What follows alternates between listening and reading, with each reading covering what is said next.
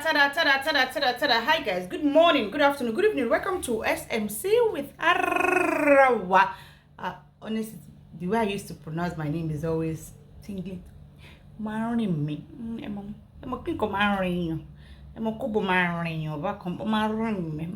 Arawa. I'm fancy me by me to make me by Arawa. My fagún bẹ́ẹ̀ òun ló mọ́ mi lára. Mo kú dúpẹ́ lọ́wọ́ gbogbo yín. Hello guys, my name is Arewa. I welcome you once again to my channel. If you're new, click on that subscribe button and don't forget to on your notification bell so you can get notified whenever I drop a new video, so you can come and check it out. Also, this is a Yoruba channel, so méjèèjì ni mo máa ń sọ papọ̀ ní ibi báyìí. Guys, thank you once again for joining me. Thank you for your love. Thank you for coming back to this channel. I really appreciate every single one of you guys. Thank you once again. If you're new, I hope you stay. And for the returning fans, thank you for stopping by once again. It's your baby girl, Arawa. Welcome to another episode of Social Media Court with moi. It's your Arawa, your baby girl, your enemy, your friend enemy. Whatever you call me, whatever you call me,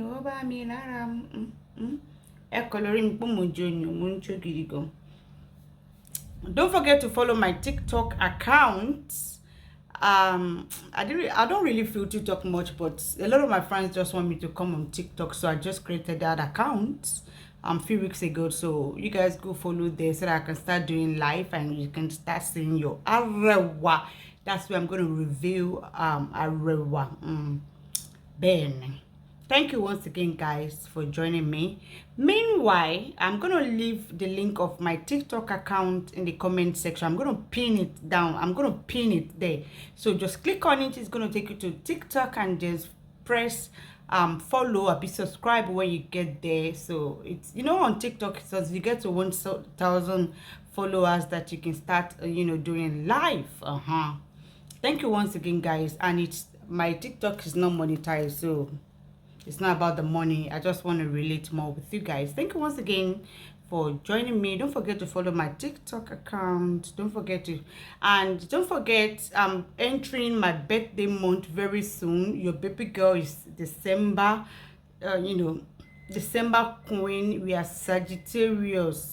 December 16 is your baby girl's birthday. You all know, you my fans, the oldies and the OGs, you all know. For the newbies, this birthday is December 16. So let the gift start rolling in. You know how we do it now. Let the gift start rolling in. By the time it is 1st of December, I'm going to start leaving the account details down there, so that for those people that want to, gift me gift. And some people will even want to send me stuffs.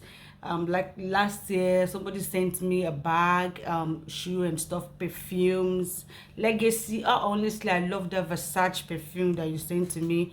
Really appreciate it. Another of my beautiful, this one is even the one of the Ayabas that sent me a beautiful diffusers and stuff like that. I don't want to mention name, but thank you guys. Thank you once again. So your baby girl's birthday is coming. Don't forget my gift. Even if he hates me, gift me. I like being me montoroni. So a gift me birthday. Meaning you don't really ask for gift and stuff like that or for donation. But this is my birthday. Any choice, you gotta get me something. That's it. Anyway, guys, let's get into today's show. I'm just feeling a little bit funky. But let's get into today's show.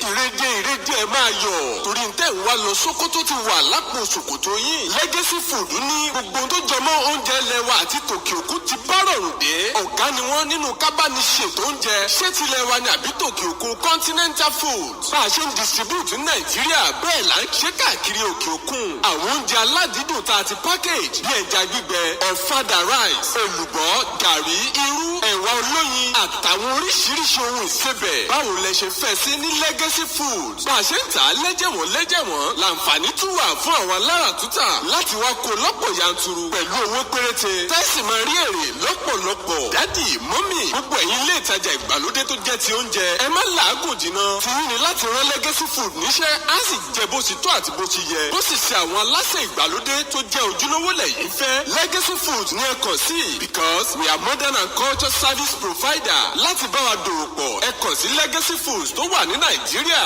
Lake Holland International Limited Mesa Village Kọ́bápẹ́ Abẹ́òkúta telephone 0902-022-5804 tàbí lórílẹ̀‐èdè Amẹ́ríkà ní Legacy Africana Market 671 Bay Street Staten Island New York 10304 telephone +192-935-35385 ní Legacy Foods we set the legacy. Sure if you've seen, or I'm sure you've seen this Mohbad's mother's video, and also I'm sure you've seen an interview that Mohbad's father did with Oriyomi Hamzat, which I've been shouting this for some weeks now, that I want Oriyomi Hamzat to handle the case because of the way he handled Timothy's case. If it was the one that was handling the case, instead of that inquest or whatever they've been doing, we would have gotten to the root of this matter. We would have gotten the autopsy result, we would have gotten a lot of evidences and stuff that we need. But I'm very happy that Mr. Aloba, Mohbad's father, has Oriyomi Hamzat has reached out, and then they've met, and they had an interview. You need to go and listen to what Baba Mohbad said. I can't put it in my podcast, but I'm sure most of you would have seen it. And if you've not seen it, just head down to Oriyomi Hamzat Live. You go and watch I think it's just an hour interview, but he said a lot of things, some misconceptions that a lot of you people are having against the man. He explained a lot of things. But you need, if you are an abiamo with an open-minded, is when you go there, not you haters that has hate the man based on the way them Iyabo Ojo and the rest of them, even just Lover portrayed the man to be a very bad person whatsoever. So you need to go listen to that interview. But I'm very happy that Oriyomi Hamzat is on 100% on that case now. I mean, I'm literally very, very happy because I love the way Oriyomi, Oriyomi is my paddy, how he does his own journalism, apart from that, it goes deep, spiritual level, physical level, everything. Can it be Oriyomi gonna to be a case, be Kokoralata bin kankan? Ti gbogbo àti ìyá àti bàbá àti Wùnmí àtàbúrò àti gbogbo prime boy àti gbogbo kí gbogbo wọn wà lórí afẹ́fẹ́ kan máa rojọ́. There's nobody that entered the studio of Hamzat that lies. They had a lie detector there. Ọ̀rọ̀ yẹn go bá ti lójútùú láti jẹ́ ọjọ́ ẹ̀ lórí inquest back and forth. But anyway, let's get into it. Quickly watch that video of Iya Mohbad in case you've not seen it. For those of you, it's very short. Ẹ̀yin ọmọ Nàìjíríà, ẹ̀yin ni mo sá tí o, mo dẹ̀ fẹ́ kẹ́ gbà mí kẹ́ dẹ̀ ràn mí lọ́wọ́ nípa òkú Mohbad. Mo gbàdúrà pé ẹ̀ní rí kú ọmọ o, ẹ dẹ̀ ní ṣọ̀fọ̀ ọmọ ológo yín ò ní wọlé o. Wọ́n ti release Mohbad tipẹ́tipẹ́ tí mo ti gbọ́, ìgbà tán ti ṣe autopsy tán náà ti release ẹ̀. Ṣùgbọ́n bàbá ẹ̀ ni kò fún wa láyè láti jẹ́ kí wọ́n sin ọmọ yẹn, ó ṣáà detain ọmọ yẹn síbẹ̀. Ṣùgbọ́n gbà tí mo ti bẹ́ẹ̀ tí kò gbé bẹ́ẹ̀ mi, mo wá wí kí mo fẹ́ ṣe. Mo lọ sọ́dọ̀ commissioner of police ní last week, mo lọ bá wọn. Ìgbà tí mo máa débẹ̀ gan, wọ́n tún sọ̀rọ̀ sí mi pọ́n ti release Mohbad tipẹ́tipẹ́. Ìpè kí ló tá à ń fi òkú ọmọ ìráre, pé ṣé inú wa dùn sí ni. Ṣùgbọ́n mo kàn yọ̀ǹda gbogbo nǹkan tó ń ṣe tí bàbá ẹ̀ ń sọ àtoríṣiríṣi ọ̀rọ̀ tó ń sọ, mo kàn tí ẹ̀ yọ̀ǹda ẹ̀ sílẹ̀ fún Ọlọ́run torí Ọlọ́run ló gbèjà mi. Ṣùgbọ́n mo ké pè yẹn ọmọ Nàìjíríà, ẹ̀yin abiyamọ tòótọ́, ẹ ràn mí lọ́wọ́ láti jẹ́ kí wọ́n sin ọmọ mi. Ọmọ mi ń dààmú káàkiri ni, ọmọ mi ń sáré kiri, èmi gan mi ò ní ìsinmi, ẹ jọ̀ọ́ ẹ ṣàánú mi. Ẹ̀yin tẹ́ lọ bá mi wò òkú Mohbad, ẹ jọ̀ọ́ ẹ dìde ẹ padà, ẹ bá mi sin ọmọ yìí padà. Ìrànlọ́wọ́ tí mo bẹ̀bẹ̀ fún nìyẹn o, àánú tí mo dẹ̀ bẹ̀bẹ̀ fún nìyẹn. kì í ṣe pé bí àmì ò lè sọ̀rọ̀ o ṣùgbọ́n mo fa gbogbo nǹkan pátápátá ó fà lé Ọlọ́run lọ́wọ́ gbogbo ẹjọ́ tí bàbá ẹ̀ rò mo fi sí ìdájọ́ Ọlọ́run. Ọlọ́run ló máa ṣèdájọ́ èmi àti ẹ lè ṣèdájọ́ èmi àti ẹ o ṣùgbọ́n Ọlọ́run tó dá èmi àti ẹ tó fún wa ní Mohbad ó máa ṣèdájọ́ èmi àti ẹ dìde kẹ́ ràn mí lọ́wọ́ ẹ bá mi sin ọmọ mi torí mi mọ́rí tó ṣe dá ọmọ yẹn dúró síbi tó wà kí gbogbo wa rántí ọjọ́ tá a máa sùn tá a máa kú bó ṣe fi òkú ọmọ kékeré tán fi ń ráre kò ń ṣe ìdùnnú ti tèmi náà ṣùgbọ́n kí ni mo fẹ́ ṣe mo ti bẹ́ẹ̀ gbogbo jẹ́ ká sin ọmọ yìí oríṣiríṣi ọ̀rọ̀ ló ń gbé gbà bú mi ó dẹ̀ sẹ̀ tó promise mi pé òun ti gbọ́ ọ̀rọ̀ tí mo sọ lẹ́yìn yẹn ni mo tún rí àwọn nǹkan mi tí kò yẹ kí n máa rí ẹ jọ̀ọ́ ẹ ṣàánú fún mi mo fẹ́ kẹ́ ẹ dúró tì mí ẹ̀yin ọmọ Nàìjíríà láti lè sin ọmọ mi ẹ ní rírú ẹ̀ lọ́jọ́ ayé yín o ilé ò ní gbóná ọmọ yín ọ̀nà òdẹ̀ ní náà ni mo náà tí mo fẹ́ sọ ṣùgbọ́n mi ò fẹ́ sọ anything ta ló máa kú máa máa ṣe interview wọn máa fi mí pa owó lórí ọmọ mi ọmọ tó ń tọ́jú wa ọmọ tó nífẹ̀ẹ́ wa ọmọ tó bẹ̀rù wa ọmọ tí mo gbé lẹ́yìn Ọlọ́run ọmọ yẹn ló kù fún mi ṣùgbọ́n ẹ dìde ẹ jọ̀ọ́ ẹ ràn mí lọ́wọ́ ẹ má jẹ́ kọ́mọ mi wà bó ṣe wà yẹn kò ń ṣòkò ẹran kò dẹ́ ń ṣòkò ajá mo fẹ́ kẹ́ ràn mí lọ́wọ́ ní gbogbo ọmọ Nàìjíríà yẹn ọ̀dọ́ Nàìjíríà yẹn ọmọ ọ̀dọ́ tẹ̀wá ní Nàìjíríà yẹn ọ̀rẹ́ Mohbad ẹ dìde ṣé ẹ fẹ́ máa wò kó ọmọ mi kó máa ráre ni ẹ jọ̀ọ́ ẹ ṣàánú fún mi ẹ jọ̀ọ́ ẹ ràn mí lọ́wọ́ ẹ má jẹ́ kó Mohbad ráre gbogbo ala máa kú ibi tí Mohbad lọ gbọ́ ala máa lọ síbẹ̀ ẹ jọ̀ọ́ ẹ má kẹ́nìkan máa fi àkàbà kó máa fi gun ebè lórí ọ̀rọ̀ Mohbad o ẹ má jẹ́ káwọn kan máa fi Mohbad pa owó ọmọ ọlọ́mọ ọmọ ológo ẹ wò bó ṣe ń ṣe ẹ wò bó ṣe ṣe ọmọ yìí wọ́n nà tó fi kú ni ẹ sì wọ̀n nǹkan tó tún ṣẹlẹ̀ tí wọ́n sìn ẹ ṣàánú mi ẹ gbà mí Ọlọ́run máa gbà ẹ̀yin náà ẹ ràn mí lọ́wọ́ ẹ jà fún mi ẹ ràn mí lọ́wọ́ mi ò rẹ́yìn kankan gbọ́kànlé o mi rẹ́yìn kankan farasin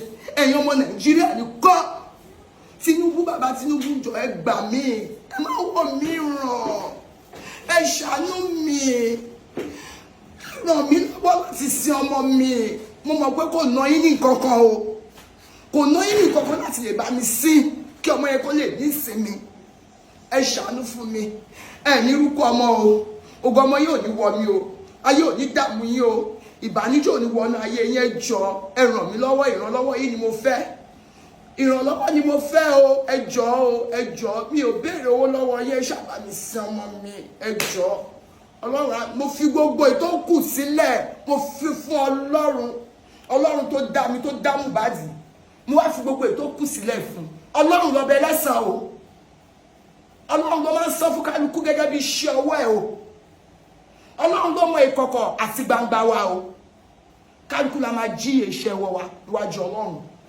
ṣùgbọ́n ẹ ràn mí lọ́wọ́ ẹ gbèjà mi jà ẹ sì rí bí mo ṣe wà mi ò lè dájà mi lè gbèjà ara mi jà tí n bá lè gbèjà ara mi jà ni màá ti jáde ṣùgbọ́n mo fi gbogbo tó kù sílẹ̀ mo fún Ọlọ́run mo fi gbogbo fi yòókù mo fi Ọlọ́run kí Ọlọ́run kó ṣe ìdájọ́ kí Ọlọ́run kó gbèjà mi jà kí Ọlọ́run kó gbẹ̀san Mohbad wọ́n wá fi ọmọ mi pawó ọmọ tó yẹ kí wọ́n ṣàánú mi ṣé ọmọ fẹ́ kí rẹ̀ ṣẹlẹ̀ nínú ilé wọn ni ṣó fẹ́ kí rẹ̀ ṣẹlẹ̀ ọwọ́ fún mi pa ọmọ sáà gbogbo àwọn tó fẹ́ interview mi kẹ́ni ọkọ máa interview mi òkú ọmọ màá ní ọmọ ológo ọmọ kan bí 100 ni Mohbad fún mi ọmọ tí mi ò mọ̀ pé lè kú láéláé ọmọ tí mo mọ̀ pé òun ló máa sinmi ọmọ tí mo mọ̀ pé òun ló tọ́jú mi òun ló fún mi ní jíjẹ ló fún mi mu ọwọ́ dá mi so God ẹ ṣàánú mi ẹ gbèjà mi ò ní agbára ẹ bá mi sí tẹ bá mi sí ní ìfọ̀kànbalẹ̀ mi o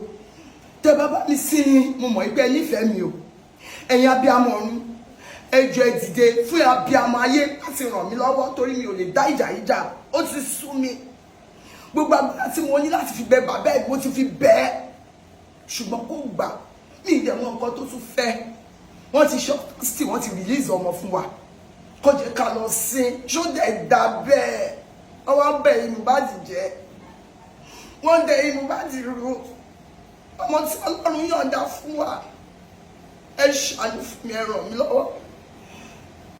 I'm sure you've seen that video. So yeah, Mohbad, I don't know, that looks like it was staged. One stage here. Yeah, Mohbad keeps disappointing me left, right, and center. Honestly speaking. If you listen to Baba Mohbad's interview with Oriyomi yesterday, he said something that his son, Mohbad, is the one that actually reconciled him and his mother when his mother came back into his life in 2019. He has already started, singing. She was gone for 15 years. I think Mohbad was 7 years when she left. The last one was like 2 or 3 years. Mohbad had a younger sister. I think that one is married. Now, that when the mother came back, I think the mother now started saying on TV that ọmọ ìlérí ó ti ìmọ́lẹ̀ ayọ̀ ó ti ṣe kíni ó ti popular ó ti náwó lọ́wọ́. She came back into Mohbad's life. It's not as if Mohbad was the one that went to go and look for his mother. The mother was the one that came back. Nígbà tó ti rí pé ọmọ ti ń lówó tó ti ní star ó padà. Meanwhile, where she went to, she actually went to marry another man and gave birth to 3 children there as well. She gave birth to 3 children for Baba Mohbad, and also where she went through, she gave back to another 3 children there. She was in Mohbad's father's house when she got pregnant for another man that stays like three house to their house in the same street. Ìyá Mohbad yan àlè ní ilé kẹta sí ilé wọn. Ó yan àlè tó jẹ́ wípé ó lóyún fún àlè yẹn. Nǹkan tó da àárín òun àti bàbá Mohbad rú nìyẹn tí ó fi kó lọ. So ó dẹ̀ fà wọ́n mọ́lẹ̀. Ó dà pé kékeré yẹn nìkan ló mú dání also at the time, but ó wá later drop it anyway. I believe that she's saying that Baba Mohbad is the one that the police said they've concluded the autopsy, that they should come and take the corpse of Mohbad to go and bury, to go and give him a befitting burial. Meanwhile, the Lagos State police have come out to say that's not true, that they are still waiting on the autopsy results, that I think samples was sent to America, so they are awaiting feedback from the samples that was sent to America concerning the autopsy. So it is no policeman asked or told Iya Mohbad that they should come and that they are done with the corpse of Mohbad, that they can come and take it. Àwọn ọmọ ọlọ́pàá tó sọ fún Ìyá Mohbad wípé wọ́n ti parí ẹjọ́ pé kán wá gbòkú o kán lọ sin o. Àmọ́ ọlọ́pàá tó sọ yẹn fún Ìyá Mohbad, because Ìyá Mohbad said the police told her. We don't know which police, even though the police have come out today to debunk it.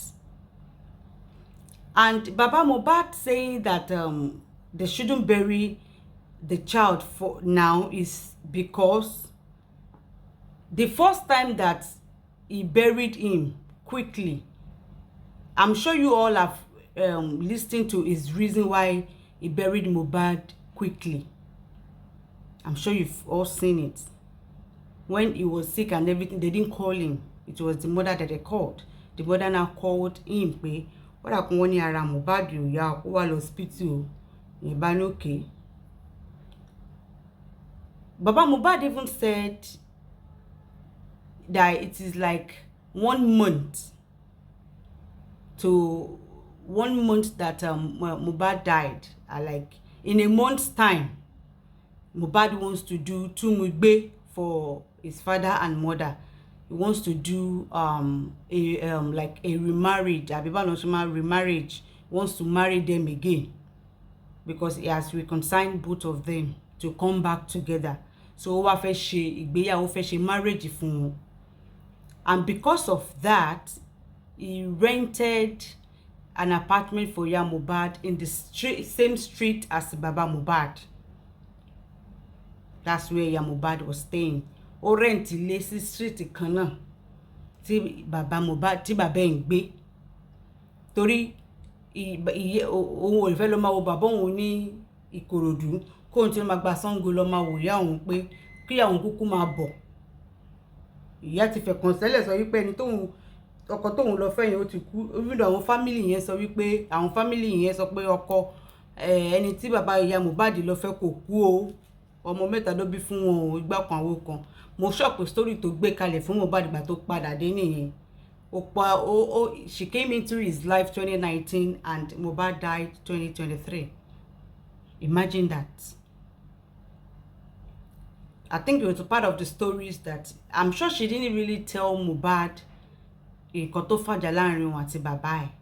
And I'm sure the baba did not tell Mohbad, because that man, if you look at that man, is not that kind of a person. Even on the interview that he conducted, he didn't say any bad things about Mohbad.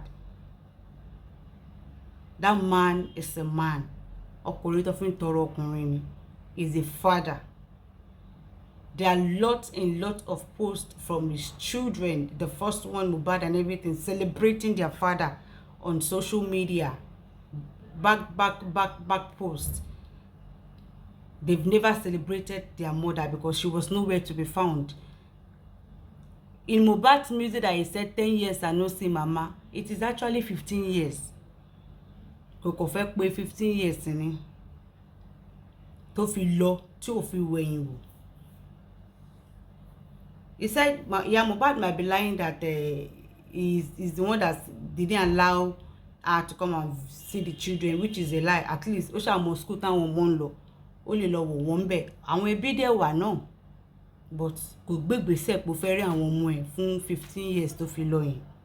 Nígbà tó rí pé Mohbad ó ti ń kọrin o, ó ti ń make owó o, òun ló wá padà. Ó dẹ̀ ti bímọ mẹ́ta síbi tó lọ. Imagine that. Mo dẹ̀ sọ pé ó padà togun ó wá mórí àwọn ọmọ yẹn ó wá mú sábẹ́. Ó mórí Mohbad ó kì sábẹ́. You know, mothers have a way of manipulating their children. And Baba Mohbad is a very gentleman. Èèyàn kan tí bẹ́ẹ̀ looking at him, wàá mọ̀ pé èèyàn kan tí ò lápọn ni bàbá ẹ̀. Àfi tá bá fẹ́ ṣe Ọlọ́run lókun. Èèyàn kan tí ò lápọn ni. He might be poor, but is not that kind of person that's the rough. Is èèyàn kan tí ò lápọn lọ títí ni. So for Mohbad wanting to remarry his parents, that means the father and the mother have come back together. Bí a lọ́n ti fẹ́ máa ṣe ní lọ́kọláya tó ló ti parí ìjà fún wọn. Ó dẹ̀ lóun fẹ́ ṣe ìgbéyàwó fún wọn. Ó dẹ̀ gbálé fún ìyá ẹ̀ ní agbègbè street tí bàbá wà. Tó dẹ̀ ti fẹ́ ṣí ṣọ́ọ̀bù fún ìyá. Ṣé ń gbọ́? Gbogbo ẹ̀ ni bàbá Mohbad sọ. Kò sọ̀rọ̀ bàbá ìyá Mohbad láìda. And Baba Mohbad burying Mohbad quickly is just because where he is from. Wọ́n ní ìjọ tí èèyàn bá rí ibi ni ibi ń wọlẹ̀. For people that are saying he wanted to bury him midnight, it's a lie. Ṣé wọ́n ń takò sí ni? It's a lie. It's a big lie. Ṣé wọ́n ń takò? Ṣé òun ló lọ ra pósí? Do they say a casket in the middle of the night? Abi, you didn't know the time. He said they got there around like 7. They wasted like 3 hours at the police station to get a statement. When Wunmi and Darosha and the rest took him to the hospital, that he died. I'm sure he died at home even before taking to the hospital. They should have gotten a statement from the hospital. They should have gone to the police station to get a statement as well. But they didn't do all that. Baba de wọ́n ti embalm Momo. They locally embalmed Mohbad. That is how the father met his son. Wọ́n ti embalm in a local way. Ta ló fún wọn ní instruction kí wọ́n embalm bẹ́ẹ̀. Ẹ wá ní pé kí bàbá má tètè sin. Ibo ló fẹ́ gbé sí. Mohbad slept in the ambulance because Police people refuse to give them statement. Hospital refuse to give them. The mortuary refused to accept the corpse because they didn't get any statement to back it up. So what is the father supposed to do with the corpse? Shoko Jenny. And where he's from, Okwomode, I've said it before, in Yoruba land, the death of a child is one of the quickest burial. Tọ́mọ bá ṣaláìsí nílẹ̀ Yorùbá, wọ́n máa ń tètè sin. Torí èèwọ̀ ni káwọn òbí ẹ̀ tó bá ṣe lóbi láyé kan rí. Tọ́mọ bá ṣaláìsí nílẹ̀ Yorùbá, wọn kì í de mọ́lé, wọn kì í bá àwọn ẹ̀mọ́lé, wọn ń gbé sí mọ́ṣúárì kó pẹ́ kan tó sin. Rárá, nílẹ̀ Yorùbá, òkú ọmọdé, wọ́n máa ń tètè sin òkú ọmọdé ni, wọn kì í fi falẹ̀. They don't embalm, children like kids. They don't embalm kids corpse. They don't put them in mortuary for months before burial. In Yoruba land, they quickly bury it. And where it's from, I think it's a custom of them. Òun ló ṣe sọ wípé kí làwọn máa wá ṣe báyìí. Ọlọ́pàá ò fún wọn statement after wasting like 3 hours there. Hospital refused. Though that hospital report, I'm going to blame them Wunmi for that one, because they're supposed to collect it when they're not even supposed to take the corpse back home. It's supposed to be at the hospital where the doctor pronounced him dead. It is from that hospital that the hospital will write statement and transfer it to a morgue, to a mortuary. So I don't know why they had to take the dead body back home without getting statement or anything. They had to go and hire ambulance. Even the mortuary in Bugubito Daruko, none of them accepted. Even the one in Ikorodu, when they got there midnight, just want to say they cannot accept it because they have no police report or hospital report or anything they cannot accept. The cops slept in the ambulance. Those people that are lying that they wanted to bury him midnight, it's a lie. Do not forget that the video representative sent 2 million. Thank God the Baba wasn't the one that collected it. He sent it to Daroshe's account. So Daroshe is the one that went to purchase the casket, the clothes, and everything. Baba Mohbad wasn't there. Inú ilé tí wọ́n ti Baba Mohbad mọ́ òun ló wà. Kò mọ orúkọ tí wọ́n fi sí, bóyá dúdú ni o, bóyá pupa ni o, bóyá white ni o, kò mọ̀. Kò mọ orú aṣọ tó ń wọ̀ fún, bóyá white or brown or whatever cloth, he does not know, because it is a taboo in Yoruba land for a parent to witness where they are burying their child. In Yoruba land, it is unacceptable, it is a taboo. So he doesn't know about all those things. And he even said before it were like 2 p.m. the second day, the people lying that want to bury midnight, blah, blah, blah. It's all lies. Nothing like that. I don't know why they are always painting this man bad. I really appreciate that he went to Oriyomi. You know, I've been shouting that, let this case travel to Oriyomi. Oh man, if this case has actually been from Oriyomi from day one, Atimari Bubu result autopsy by now. Would have seen the result of the autopsy, would have seen what happened. Because that one will go any length to investigate. To test a ball, legombo. Gbogbo inquest tó ń lọ back and forth yẹn, Kanu Oriyomi ló bá wọn handle láti lẹ̀ ni àti rojú tu ọ̀rọ̀ tẹpẹ́tẹpẹ́. Honestly speaking. So, Iya Mohbad, you are supposed to sit with your husband to plan on how your child will be buried. Not for you to come online and start shouting, the father is the one that does not want to bury him, igba kan, awo kan. When the man quickly buried him, according to the person where he's from, you people were shouting. You people were shouting. Literally, he was in shock. What would you do? What will he do if you were in his shoe that particular moment that thing happened? Oh, ní get ara ẹ̀. Bàbá dẹ̀ níjọ́ tí ibi tíyàn bá rí ibi níbi ń wọlẹ̀ kí làwọn fẹ́ máa fòkú ẹ̀ ṣe nílé làwọn ṣe ní gbòkè ó kúkú nílẹ̀ kan kúkú sin. Then tó máa sin wọ́n dẹ̀ máa wádìí ikú tó pa á. Baba is not a social media person. He's not really used to all those things. But when people started shouting and stuff like that they need to exhume the body to go and do autopsy to find out what killed him, justice for him, the Baba said, okay. Because when he took Bonton, he gave the go ahead. The body was exhumed and, took for DNA, for autopsy and stuff like that.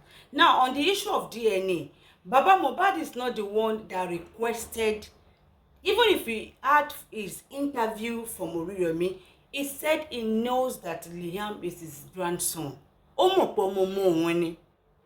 He wasn't the one that requested for DNA from the start.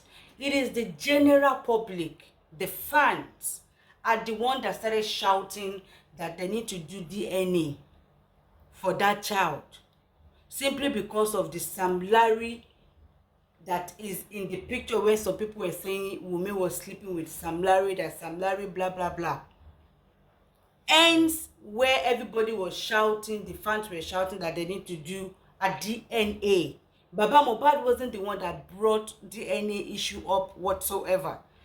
It is the general public, and he was, he accepted for it to be done. For it to be done. Nǹkan tí àwọn public, àwọn fans ẹ bá sọ ni bàbá máa ní kókè kan ṣe bẹ́ẹ̀. Bàbá ò ní doubt wípé Liam ò kì í ṣe ọmọ ọmọ òun. Kò ní doubt rárá. Ó mọ̀ pé ọmọ ọmọ. He knows that Liam is his grandson. He knows. But when the general public and the fans are requesting for DNA to be done, he had no choice to say, okay, no problem. The DNA will be done. And it is even going to be a good thing for the DNA to be done. Simply because probably in 10 years' time or whatever, that child, Liam might have, be criticized based on his paternity. Ìwọ tó jẹ́ pé bàbá ẹ̀, ó lè má jẹ́ pé Sam Larry ni bàbá ẹ̀ kìíní kan. Kọ́mọ la fi máa bú lọ́la àti pé ìdílé tán ti wá. So it is even a good thing for the DNA to be done, to show the whole wide world that Liam is Mohbad's son. So that tó bá ó déwájú ó ń dẹjọ́. Tọ́mọ yẹn bá dàgbà tán tó má bẹ̀rẹ̀ sí ní fi criticize up and down. So ìdí tí bàbá náà ṣe sọ pé okay, DNA ò bad nítorí ọjọ́ ọ̀la Liam ni. That is why the DNA needs to be conducted, because of the future of Liam. There is no doubt Mohbad is the father of Liam. There is no doubt. So the DNA is just to confirm it and the whole world to know. Torí ó déwájú, ó lè déwájú kó dẹjọ́ fún ọmọ yẹn tó bá dàgbà. Àwọn mẹ́tẹ̀ lè máa fi máa bú, àwọn èèyàn lè máa fi máa sọ̀rọ̀ sí, àbí ìdílé wọn gan àwọn ọlọ́gbọ́n máa lè wá fún wọn ní gbákan àwo kan. So ìdí tí DNA yẹn gan tó ṣe necessary nìyẹn. Result DNA tó dẹ̀ máa jáde is Mohbad ló lọ́mọ. Which that one, that anytime, any day in the future, Liam will be proud, and the family of Aloba will be proud that that is their child, and the whole world knows that, because the DNA that the whole world requested to be done was done, and it is confirmed that that is Mohbad's son. So it wasn't the one that started that they should do a DNA. Baba Mohbad wasn't the one. It was the same way the general public was saying they should do autopsy, they should exhume the body to, do autopsy and find out what killed him. And he accepted. That is what happened. Òun kọ́ ló bring ọ̀rọ̀ DNA up. Àwọn èèyàn, àwọn general public ni wọ́n sọ. Torí pé àwọn èèyàn kan sọ wípé Wunmi bá Sam Larry sùn, ọmọ yẹn jọ Sam Larry, ó ṣe gbá ó ṣàgbọ̀n. Kò tẹ́ ṣe ti Kẹ́mi Olúnlọ́yọ̀ tó sọ káàkiri. Tọ́mọ yẹn bá dé dàgbà, gbogbo àwọn nǹkan yẹn ló máa rí lórí social media. Táwọn ọ̀rẹ́ ẹ̀ náà máa rí lórí social media, kó má lọ máa fi máa bú ọ̀kan kọ́ má fi máa lọ máa sọ̀rọ̀ sí ìdílé alọ́ba gan lọ́jọ́ ọ̀la. So ìdí tó jẹ́ pé DNA yẹn tó ṣe important nìyẹn. DNA ló máa fìdí ẹ̀ múlẹ̀ stamp wípé ọmọ àwọn lélẹ̀. Wọ́n sọ pé ọmọ àwọn ni àwọn kan gbàgbọ́. So DNA yẹn máa stamp ẹ̀ tí ò dẹ̀ ní sí story lórí ẹ̀ mọ́. So it wasn't the one that brought the DNA or no DNA up. It wasn't the one. Same way it wasn't the one that brought about autopsy, exhuming the body, exhuming the buried person to go and do autopsy. It wasn't the one that brought it up. It is the fans and the general public, which he complied. Same way the general public are shouting DNA, he complied as well. And he himself said, "Oh no, okay, kò bad ní kí wọ́n máa sọ pé kàn ṣe DNA. Ṣùgbọ́n ilé àwọn ọmọ òun ni káwọn mọ̀. But ìgbà táwọn gbogbo àwọn fans àwọn èèyàn sọ pé kí wọ́n ṣe DNA, wọ́n go ahead. Àti wípé ọjọ́ ọ̀la gonsef ó tún dáná fún ọmọ yẹn àti fún ìdílé àwọn kọ́ mọ́ máa nọ́ka sí wọn pé bóyá ọmọ àlè lọ́mọ yàbí nǹkan kan bẹ́ẹ̀ yẹn. So ìdí tí bàbá náà ṣe sọ pé DNA tó ń sọ pé tí gbogbo àgbáyé ń sọ pé kàn ṣe àwọn faramọ́, àwọn máa fún wọn ní go ahead. There are a lot of misconceptions that you people have about the man that you people don't understand to listen to him. Now, Iya Mohbad is saying that wọ́n fi ọmọ òun pa owó. Ta ló ń fi ọmọ òkú Mohbad pa owó nínú ìwọ Iya Mohbad àti bàbá Mohbad àti Wùmí? Ta ló kọ́kọ́ bẹ̀rẹ̀ sí ní fi òkú Mohbad pa owó? Ta ló kọ́kọ́ fi òkú Mohbad pa owó nínú Iya Mohbad àti bàbá Mohbad àti ìyàwó Mohbad? It is you, Iya Mohbad and Wùmí. Ṣé bí ìdí tẹ́ ṣe wà nílé ọmọ yín nìyẹn till now tó jẹ́ pé ìbẹ̀lẹ̀ tí ń ṣe opó tiyín àbẹ̀lẹ̀ tí ń ṣe ọ̀fọ̀ tiyín? Ṣé ilé ọmọ yín tó ṣaláìsí ló yẹ kẹ́ ti wà kẹ́ ti máa ṣọ̀fọ̀ tó kú? Ilé yín ló yẹ kẹ́ ẹ wà gẹ́gẹ́ bí ìlànà. In fact, that house, Mohbad house, if the police want to do their work, if it is in a civilized country, I believe it is actually a crime scene. That house is a crime scene. It should be sealed. Ó yẹ káwọn ọlọ́pàá seal ilé yẹn, kí wọ́n lè gbogbo nǹkan seal ilé yẹn, kàn ṣe lè ṣe investigation search around ilé crime scene ní ilé yẹn, because ibẹ̀ ní gbogbo nǹkan ti take place prior to his death, that he died there at home. So that house is even a crime scene. They are not supposed to be there. Ó yẹ kí Iya Mohbad wà ní ilé tiẹ̀, kí Wùmí tó jẹ́ ìyàwó ọmọ ẹ̀ kó ṣe kí kó tẹ̀lé ìyá ọkọ ẹ̀ lọ lé ìyá ọkọ ẹ̀ láti lọ máa tọ́jú ọmọ, láti lọ máa ṣọ̀pọ̀ níbẹ̀ gẹ́gẹ́ bí ìlànà tí àwọn family bíi tí Mohbad ti wá bí wọ́n ṣe mọ̀ pé in Yorùbá land culture Yorùbá land ó yàtọ̀ sí tàwọn Ìgbò, yàtọ̀ sí àwọn Haúsá. Even in Yorùbá land there are some states àbáwọn ìlú kan tẹ́ pé culture wọn ó yàtọ̀ díẹ̀díẹ̀. Bọ́n ṣe ń ṣọpọ̀ ilẹ̀ Ìgbò, bọ́n ṣe ń ṣọpọ̀ ilẹ̀ Ìgbò, wọ́n máa ń fá gbogbo orí ìyàwó dán ni. Kára pé ẹ̀dùn náà máa ń ṣe, wọ́n máa fá orí ìyàwó, wọ́n máa gé gbogbo orun orí ẹ̀. Èmi ò ní jáde for 21 days wọ́n ti mọ́nu lé tí mo máa ṣọpọ̀. Ó vary. Ilé Iya Mohbad, that house is a crime scene. They say the CC camera don't work, but the street has CC camera. The next house has the CC camera. The second house has the CC. Ilé tó surround there ní CC camera. Ilé tó wà wájú ẹ̀ ní CC camera. Street wọn, estate wọn ó ní street camera. Ó ní CCTV. Tó bá claim pé CCTV tó wà nílé Mohbad ò ṣiṣẹ́, although wọ́n níyàn kan ló disconnected, we don't know how far that is true. But the house beside, both left and right and opposite, they have CCTV. The street itself has CCTV. They can access all those CCTV to know who is entering the house and who is going out and stuff like that. Those ones can help in the investigation that the police are doing as well. The house is supposed to be sealed for investigation because that it is a crime scene. It is a crime scene. Normally, Iya Mohbad is supposed to go back to his own house, to her own house. Why Wunmi will follow her láti lọ máa ṣe opó gẹ́gẹ́ bí ìlànà family tí ọkọ ẹ̀ ti wá.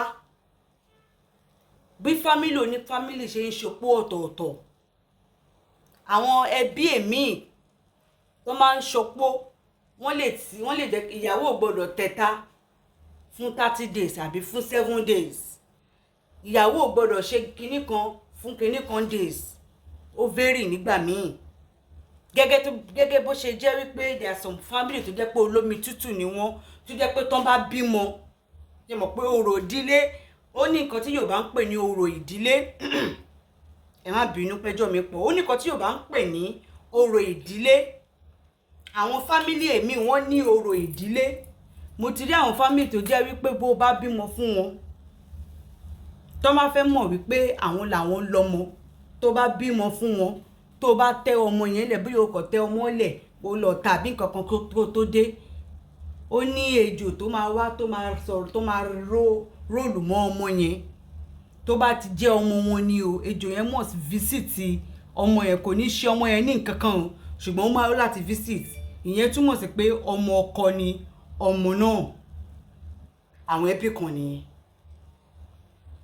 Àwọn ẹbí èmi dẹ̀kẹ̀rẹ̀ olómi tútù ni wọ́n. Ṣé mọ̀ pé tí abíamọ obìnrin bá bímọ, Yorùbá nílẹ̀ Yorùbá máa fomi gbígbóná máa fi máa jó ara ẹ̀, fi jó ikùn ẹ̀, fi jó abẹ́ ẹ̀, fi jó gbogbo ara ẹ̀. A máa fomi gbígbóná náà fi wẹ ọmọ, fi jó ara ọmọ, fi press ẹ̀, fi ṣe everything gẹ́gẹ́ bí a ṣe ń wẹ ọmọ nílẹ̀ Yorùbá. Bá ṣe ń tọ́jú ìyá tó ṣẹ̀bi, sorry, let me drink water. Tó jẹ́ wípé gbogbo táwọn fomi gbígbóná ṣe yẹn, àwọn ẹbí èmi nílẹ̀ Yorùbá olómi tútù ni wọ́n. Tó jẹ́ pé wọn kì í lo omi gbígbóná. Omi tútù ló máa fi máa wẹ̀ fún ọmọ yẹn, fún bébì yẹn. Omi tútù náà dẹ̀ náà máa fi máa jóra fún. Àtìyá náà, omi tútù ló máa fi máa jó ara fún ìyá. Omi tútù ló máa fi máa wẹ̀ fún ọmọ. Omi tútù ló máa fi máa jó ara ẹ̀. Eléyìí tí ẹ ṣẹlẹ̀ lójú mi kò rojú. Ṣé mọ̀ pé irú ọmọ bẹ́ẹ̀ yẹn, eléyìí tí ẹ ṣẹlẹ̀ sábúrò tèmi tó jẹ́ pé ìgbà tó bímọ, àṣàwọn fámílì ọkọ ẹ̀ olómi tútù ni wọ́n. Ká mọ̀ omi gbígbóná ìgbà tó ń gbọ́mọdé ní omi gbígbóná ló fi ń wẹ̀ fún ọmọ, wọ́n fi ń ju lára. Fún ijọ́ mẹ́ta ọmọ ò yàgbẹ́, ìyá gan fúnra rẹ̀ ò yàgbẹ́ tó ní ìyá gan lára.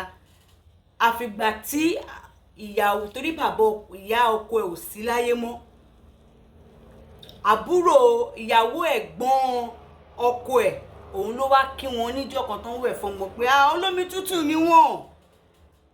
Bí wọ́n dẹ̀ ṣe fi omi tútù wẹ ọmọ yẹn tí wọ́n fi jó lára, tí ìyá náà fi wẹ̀ tó ń fi jó ìyá lára, ẹsẹ̀kẹsẹ̀ tó ń fi omi tútù wẹ ọmọ yẹn báyìí tó ń fi jó lára báyìí lọmọ yẹn yàgbẹ́ ní straight. Olómi tútù, ṣé mọ̀ pé ká ní wípé ọmọ yẹn ò ń ṣe ọmọ wọn ni, nǹkan kan ò ní ṣe pẹ̀lú gbígbóná tó fi ń wẹ̀ yẹn, tó fi ń wẹ̀ fún yẹn. Orò ìdílé kan tún nìyẹn. Tí kankan ò bá ṣe ọmọ yẹn pẹ̀lú gbígbóná tó fi ń wẹ̀, á jẹ́ pé ọmọ yẹn ò ń ṣe ọmọ wọn. Ìgbà tó bá jẹ́ ọmọ wọn ni, tó máa fomi gbígbóná máa wẹ̀ ẹ́, nǹkan máa ṣe é. Torí olómi tútù ni wọ́n. Orò ìdílé kan nìyẹn. Àwa ìran Yorùbá ti advance ọjọ́ ti pẹ́. Ká tó máa gbé ọ̀rọ̀ DNA ló DNA, ó ní bí Yorùbá ṣe ń mọ ọmọ ọkọ, tó ṣe ń mọ ọmọ àlè lọ́jọ́. Èmi family èmi tó jẹ́ pé tó bá bímọ nílùú èmi, wọ́n máa jọ ọmọ yẹn sínú odò. Tódò bá gbọ́mọ yẹn padà ọmọ wọn ni. Tódò bá gbọ́mọ padà ọmọ yẹn ò ń ṣọmọ wọn. Tọmọ yẹn bá sink ọmọ yẹn ò ń ṣọmọ wọn. Tọmọ yẹn bá léfò ọmọ wọn ni. Yorùbá náṣà, a ní àṣà. We have culture. Our more civilized táwọn òyìnbó olórí burúkú ìtòdé. Alétò bọ́n ṣe ń ṣe gbogbo nǹkan. Kan tó sọ pé wọ́n develop DNA, Yorùbá ti ní nǹkan tó ń pè tó fara pẹ́. Òun ni orò ìdílé tí mo sọ yẹn. Tó dẹ̀ wà ní ìlú sílùú, agboolé ságboolé lọ ní èèwọ̀ wọn.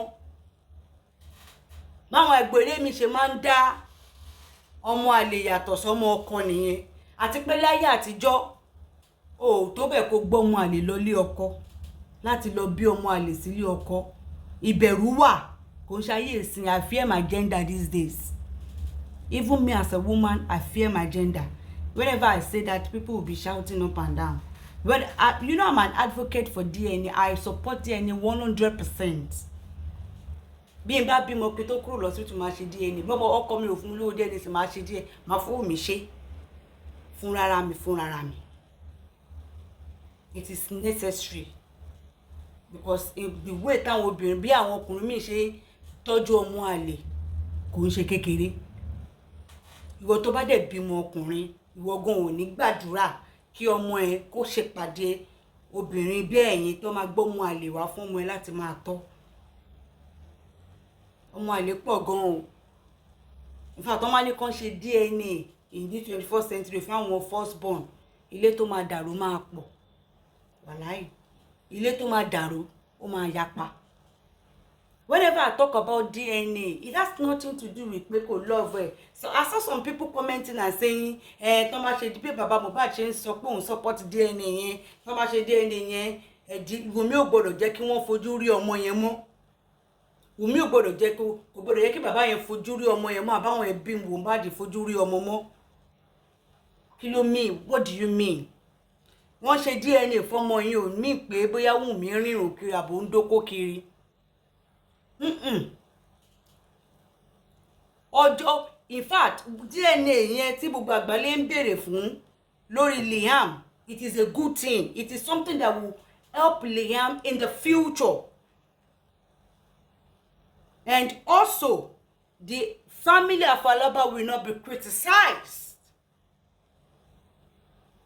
So DNA has nothing to do with people you're being rìnrìn àbọ́kọ mi ò trust mi ló ṣe ní kí n máa lọ ṣe DNA. Kò love mi ní ìgbà kan, kò ní kankan ṣe pẹ̀lú gbogbo yẹn.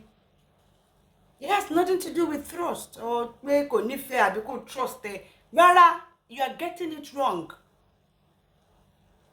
You are totally getting it wrong. Whenever I advocate for DNA, I say a lot of women will be calling me and be bashing me. Arẹwà, ó yẹ kó bí obìnrin, ó yẹ ká máa rọra wa lọ́wọ́ ni. Àwọn sọ pé obìnrin lọ́tọ̀ obìnrin, kò yẹ kó máa encourage àwọn ọkùnrin yẹn pé DNA àbí kò ṣe DNA. Ọgbọ́n bá bẹ̀rẹ̀ DNA kò nífẹ̀ẹ́ ìyàwó ẹ̀ nìyẹn, kò trust ẹ̀. Mo ní kò ní kankan ṣe pẹ̀lú gbogbo nǹkan tẹ́ ń sọ yìí. Kò ní kankan ṣe pẹ̀lú gbogbo nǹkan tẹ́ ń sọ yìí. Ẹ wo kéèsì bọ̀dá Kọ́lá kan tó jẹ́ pé odidi ọmọ mẹ́rin kò sí ètò jẹ́ ti ẹ̀nú ẹ̀. Àkọ́bí 16 years ọmọ ọlọ́mọ kò tọ́jú ọmọ ọlọ́mọ for 16 good years. Àwọn tó yẹ pé tó ti ná millions lórí. Ọ̀sán kan orúkọ mẹ́rẹ̀ẹ̀rin ò wá ṣe tiẹ̀. Tó bá jẹ́ pé wọ́n ní ọkùnrin àbí tó bá jẹ́ pé wọ́n ló bí irú ọkùnrin bẹ́ẹ̀ yẹn ṣó máa fojú rewe obìnrin. Our gender these days, I fear woman these days. DNA, performing the DNA does not mean Wunmi is a wayward woman. No. It is even beneficiary for the child in the future and the family of the Aloba. Because the word àwọn èèyàn ti ń label wọn. Even nílùú tán ti wá lẹ́kìtì lọ́hùn, ìdílé ọba gan ni wọ́n lọ́hùn. So ń déwájú ń dẹjọ́, a lè sọ wípé bí ó lè déwájú ní ìsìnkú ọba kan ìdílé wọn, kó jẹ́ wípé Liam ló máa ní pé kí wọ́n múlẹ̀. Káwọn olówó bẹ̀rẹ̀ sí ní sọ pé rárá o, ọmọ àlè ní o, ọmọ tó jẹ́ pé ìgbà tí wọ́n bí wọ́n criticize wọ́n sọ pé èèyàn kan ló ní àbí èèyàn kan ní òní lórí social media tó rè nígbà yẹn. Fún àwọn nǹkan báyìí òun ló yẹ kí DNA kan ṣe fún gbogbo àgbálá ayé láti mọ̀ pé ọmọ ọkọ ní o, ọmọ Mohbad ni.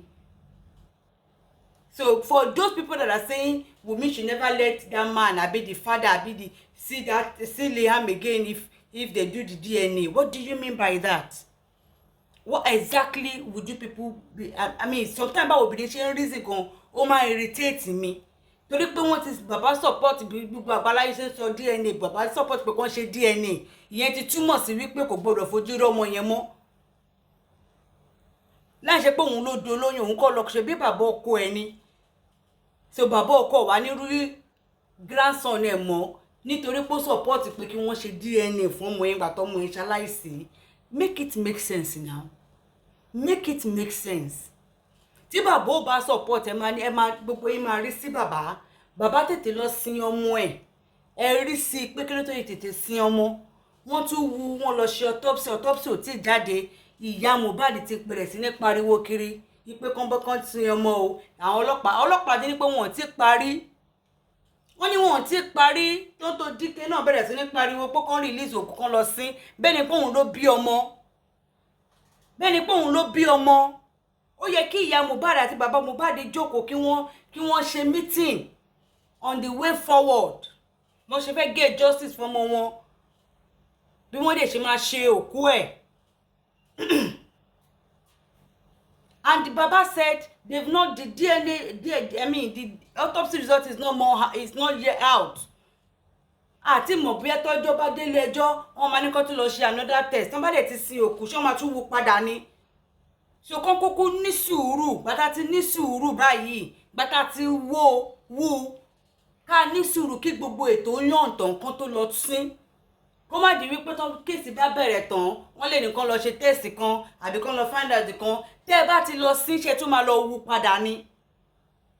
And ọ̀rọ̀ DNA tí gbogbo àgbáńlá ayé àti fáǹsì Mohbad ń béèrè fún tó bá ti lọ sí báwọn náà ṣe fẹ́ ṣe ọdún wọn lè gba sample bàbá Mohbad láti ṣe iná anyway wọ́n lè gba sample bàbá Mohbad even gba sample ọmọ àbúrò Mohbad it can also work like that as well. They can take the sample of some people are even saying that is Mohbad even the son of Mr. Aloba. Ọlọ́run adáríjì gbogbo ẹ̀yin èèyàn tẹ́ ń criticize bàbá Mohbad. Ìyá Mohbad tó ń sọ wípé wọ́n fọmọ òun powó wọ́n fòkun Mohbad powó. You are the first person, you and Wunmi are the first person that started using the death of Mohbad to collect money. Ìyá Mohbad. Ìwọ àti Wunmi lẹ bẹ̀rẹ̀ ẹ̀yin lẹni àkọ́kọ́ tẹ́ ń kọ́kọ́ fi òkú Mohbad tẹ́ fi ń kówó jọ. Ṣebí pastor kan fún ìyá Mohbad ní 10 million kí ló dé tí kò ṣe reject ẹ̀ pé òun ò fẹ́. Ipe ọmọ òun kò òun ṣọ̀fọ̀ lọ kí ló tó ṣe reject ẹ̀. Ṣé mọ iye tí wọ́n ti dá fún yín ni. Àwọn big dignitary celebrity tó wá ń kí yín mọ́ ilé ọmọ yín ilé tí ò yẹ kẹ́ ẹ wà tó yẹ kẹ́ ẹ wà nílé yín pẹ̀lú Wunmi láti lọ ṣọpọ̀ níbẹ̀ ẹ jókòó sílé ọmọ yín ibi tó dákẹ́ sí ayé yín ò já orí yín ò wú ìyá Mohbad mo gbèdì fún ìyá Mohbad o àwọn ilé ìtúga wọn gàgànfọ̀ mi ò mọ̀ kí obìnrin nífẹ̀ẹ́ owó to that extent láti tún máa rán àdúrà kó máa tako bàbá nílé ẹjọ́ kó má lè sọ̀rọ̀ gẹ́rẹ́gẹ́ nǹkan tó ṣekú pa ẹ̀gbọ́n ẹ̀ tó ń bọ̀ tó ń fìdí ẹ̀ tó jẹ́ pé ó ti mú sọ́dọ̀ for more than 2 years.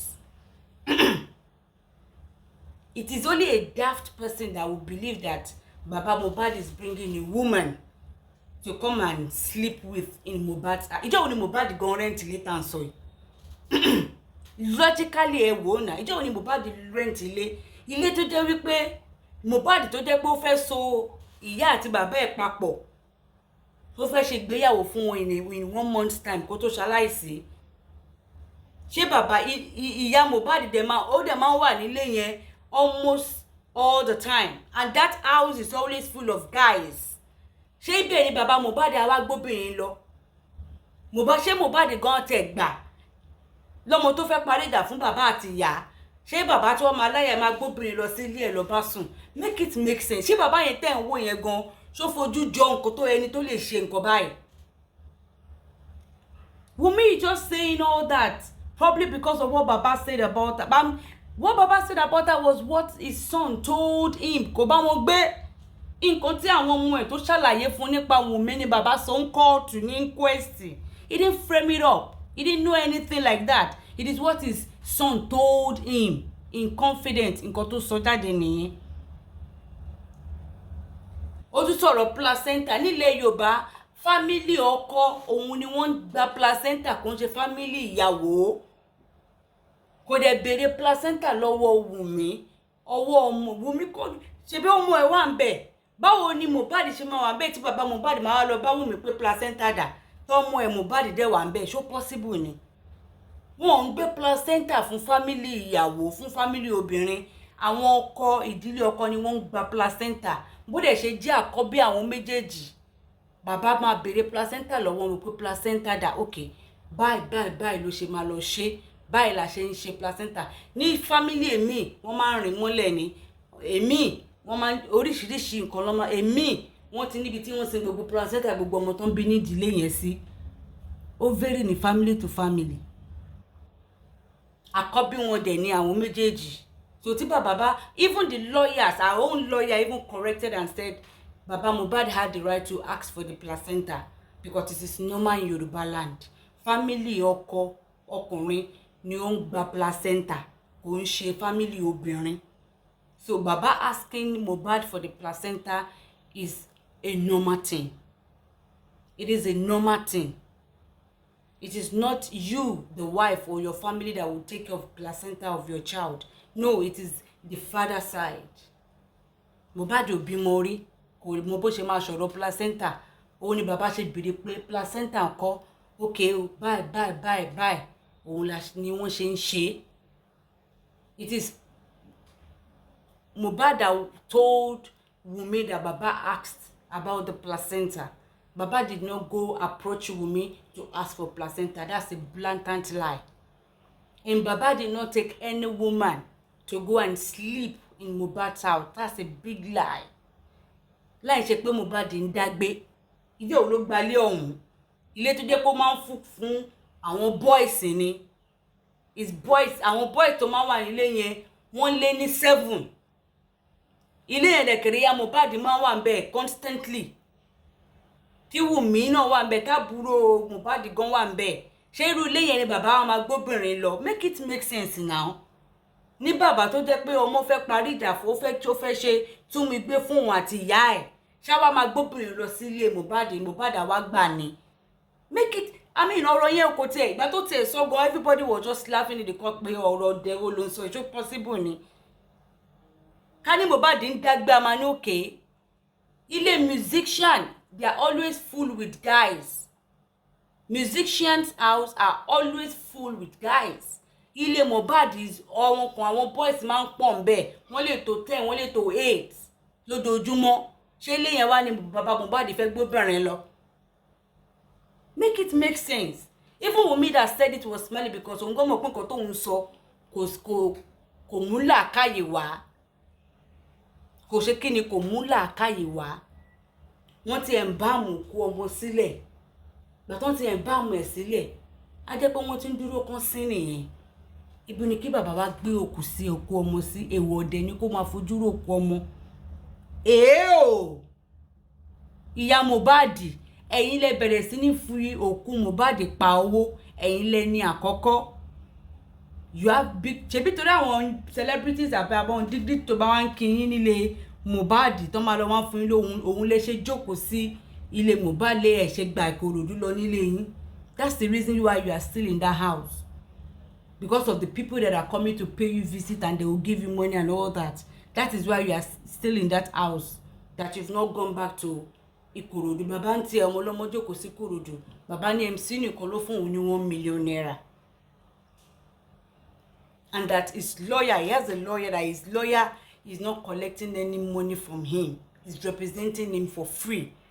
Because he's someone that knows him, that it is he and Mohbad that did the carpentry work of that man's house when that man was building, when the lawyer was building his house. But the lawyer yẹn kọ́ ilé, bàbá Mohbad àti Mohbad ni wọ́n kàn ilé yẹn.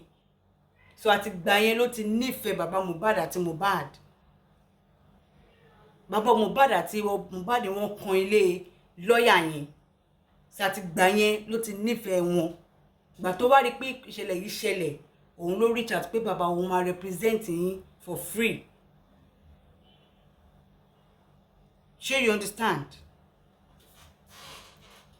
Go and watch the interview with Oriyomi Hamzat, you will know a lot of things. Ìyá Mohbad, it is you and Wunmi that started using the òkú ọmọ láti fi pa owó, and dọ́là ẹ ṣì fi ń pa owó nítorí pé ẹ fi ń pa owó láti day one.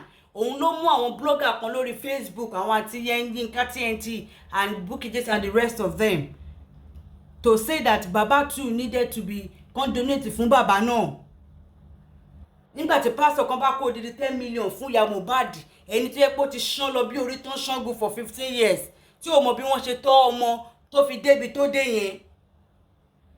Ó wá jẹ́ ṣé ìyá Mohbad yẹ kó máa fún ní owó àbí bàbá Mohbad tó jìyà tó jìṣẹ́ lórí ọmọ? Ṣó ń jẹ ọmọ tiẹ̀ tọ́ sí ìyá Mohbad lẹ́nu tó wá ń sọ wípé wọ́n ń fi ọmọ wọn fòkú ẹ̀ wọ́n fi ń pa owó? Ìwọ ẹ̀yin gángan lẹ bẹ̀rẹ̀ sí ní fòkú ẹ̀ pawọ́ from day one. You and Wunmi ẹ̀ mọ́ tán ti tẹ́ ẹ̀ ti gbà ní tó ti fún yín ni ẹ̀ ṣe reject gbogbo owó yẹn. Nobody is donating for Baba Mohbad, so to say. It is because of how you people they were donating money, raising funds for Iya Mohbad and Wunmi and co. That is what prompts some Facebook bloggers to want to get up and raise money for Baba Mohbad too, because it is unfair. It is not fair. It is not fair because this is the man that actually did all the work. Why Iya Mohbad and Wunmi are hot, eating the fruit of his labor while he is still alive? And then Baba Mohbad is fighting for, he's not fighting for property. And do not forget, his son is no more. If he just kept quiet and let all his property just squander off, Mohbad kò ní ṣe kíni, kò ní ṣe àdúrà fún bàbá ẹ̀ ló ní ọ̀run tó wà. Ó kàn ń try láti guide àwọn property, kò ṣe pé ó fẹ́ gbà á, kò ṣe pé ó fẹ́ gbà á. It just to care, just to, you know, arrangement. Kò ṣe pé òun ló fẹ́ gbà á, kò ṣe pé ó fẹ́ gbà á. Property wo gan ló ní? Property wo gan ló ní? Mohbad and his father were best friend, close friend. They were best close friend until the mother came in 2019. That is when everything scattered. That is where everything scattered. Ìyá kó sọ́mọ nínú bí ele ṣe ń sá ògùn sí kó má retí bàbá kó má ṣe gbá níyàwó náà àtàwọn ẹbí ẹ̀ náà ń sá, gbogbo wọn ṣá ń sá ògùn sí up, left and right, left, center and right. Bàbá ló jìyà. Ẹ̀yin tẹ́ sọ wípé bàbá Mohbad is wearing Mohbad clothes. It is Mohbad that gave him it. There are some times that he will even go to Mohbad's house. That Mohbad will say, "Daddy ba le ṣe múra báyìí now. Almost can nìyí tó máa ní composure tó máa fún wọn láṣọ ẹ̀mí. Aṣọ ẹ̀mí tán, aṣọ tán máa wọ̀ lọ́kàn ló máa ń wọ̀ padà ńgbà míì. Òun ló máa ń kó aṣọ fún wọn kó máa múra torí wípé ọmọ bàbá star ni wọ́n." And picture aṣọ tẹ́ rí red yẹn, it is an old picture, it is not even recent. The people started mixing. It is not even recent. The picture of that Mohbad's father is not recent. Mohbad is the one that gives his father the clothes. Since the day he went, he has not stepped foot in that house since then. So ìgbà wo ló lọ kó gbogbo aṣọ Mohbad nílé ẹ̀yin ayé? Ìgbà wo ló lọ kó gbogbo aṣọ Mohbad nílé ẹ̀yin ayé? Bàbá ò tí ì délé yẹn láti ìgbà tí ó ti lọ tán ti gbé òkú ọmọ yẹn kúrò, kò tí ì fẹsẹ̀ tẹ ilé yẹn. Kò tí ì fẹsẹ̀ tẹ ilé yẹn. So yín tẹ́ ń pariwo kiri pé ó ti lọ kó gbogbo aṣọ ẹ̀, gbogbo bàtà ẹ̀, irọ́ ni gbogbo ẹ̀. Kí ló dé tẹ́yin èèyàn ṣe máa ń parọ́ báyìí? Ẹ ṣá fẹ́ bà personality man yín jẹ́, ẹ fẹ́ kó ṣe kíni kó rí helper. Ṣé inú yín máa dùn tẹ́ bá gbọ́ lọ́la pé ó sùn kò jí mọ́? Mo rò pé inú yín máa dùn. I'm sure you people will be happy. Listen to what Liam Adura, the younger brother, said. So Adura said in his inquest, he said, "I am Mohbad's younger brother. He's 20 years old. That Mohbad is the second born, while he is the third born. I used to live with my brother and his wife. They used to fight a lot in the house, and most times it was my dad that would come and settle it for them." Shengbo, ipe Mohbad àti Wunmi wọ́n máa ń jà dáadáa. I think they have a toxic relationship in marriage. Ono wọ́n máa ń jà dáadáa. Pé daddy òun ló máa wá ń settle ìjà yẹn at the end of the day. They also had a fight prior to the Ikorodu show. Shengbo, ó ní wọ́n ní ìjà kan tí ń jà. kí wọ́n tó lọ sí show Ìkòròdú yẹn, but I was not there when Mohbad and Prime Boy were fighting. It was Wunmi that later told me that they fought. The same Wunmi that said she was not there when Prime Boy and her husband was fighting.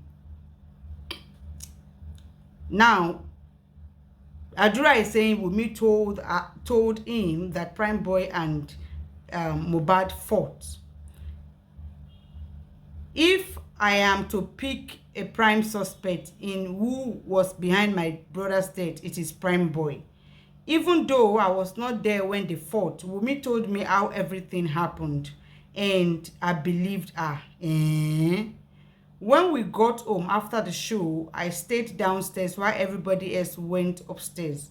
Later, when I wanted to give my brother his phone in his room, I heard my brother and his wife fighting and arguing over Canadian visa. Before the nurse came in the house, my brother was ill and healthy. Though I noticed some blood on Tuesday on the skin near his elbow, I prepared the noodles that we ate that day. Concerning my brother having mental issue, it's all lies. He was healed and healthy with no history of mental issue. It is Prime Boy that killed my brother, Adura reveals. Can you imagine? Adura is saying that it is Prime Boy that killed. Momo come ma fẹ́ yí kíní lórí Prime Boy àti nurse. Imagine what Adura is saying. Meanwhile, Wunmi said she was not there when Prime Boy and Mohbad was fighting.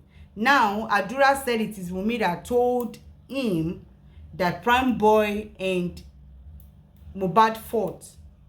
Do not forget that Wunmi said Prime Boy and Mohbad fighting was because of Adura, that Adura was rude to Prime Boy, and Prime Boy said, Mohbad Brother rude to see me. That is what caused the fight between Mohbad and Prime Boy that night.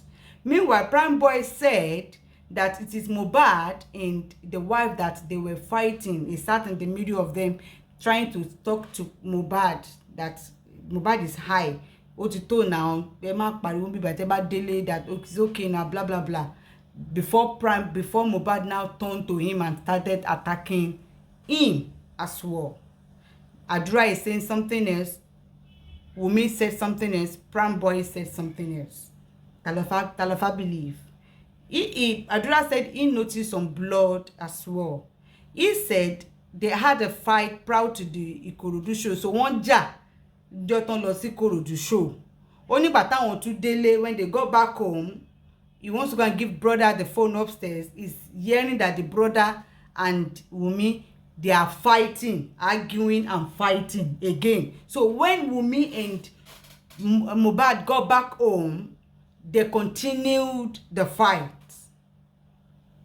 So I think I'm going to believe Prime Boy in this instance that it is Wunmi and Mohbad that they were fighting at the show. To won try láti má sọ pé kó má jamu kí Mohbad tó di títí ẹ̀ mọ́ ẹrù.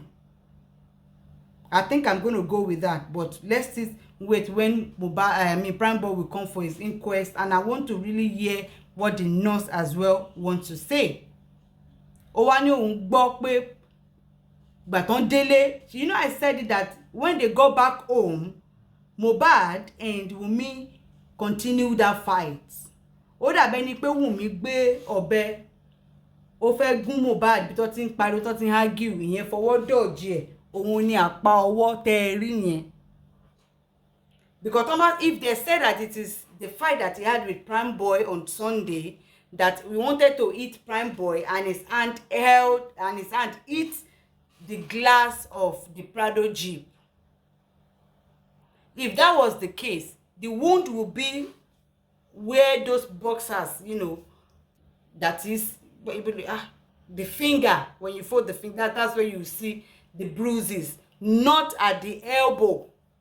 You will not see the bruise at it, because tó bá fẹ́ fún yàn lẹ́sẹ̀, elbow kọ́ ló ti ń fún yàn lẹ́sẹ̀. So but the wound that we saw was at the elbow, not at the finger where you will fold to punch.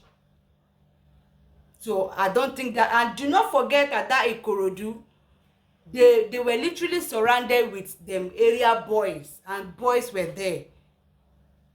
I'm sure Mohbad had security. So where was the security when him and Primeboy was exchanging blow?